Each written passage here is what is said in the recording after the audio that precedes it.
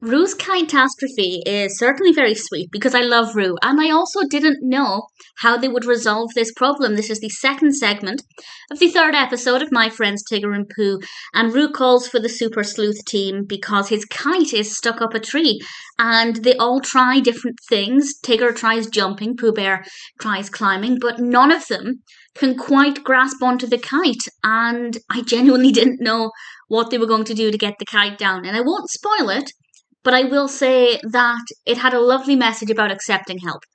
And it makes it clear that sometimes even super sleuthers need to accept help from people.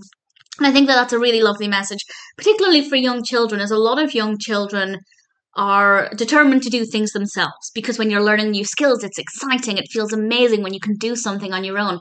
And I think at any age, a lot of us don't really like accepting help, but I think especially for young children it's good to be reminded that actually it's nice to accept help and it makes other people feel good as well.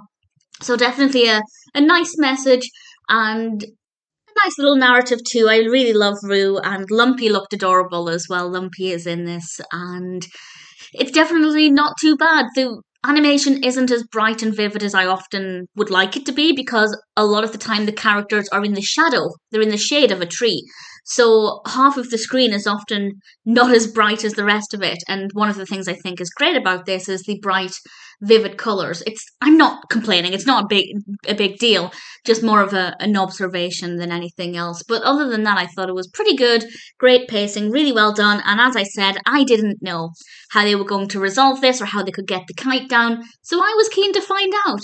And ultimately, what happened, I thought, gave us an opportunity for a great message.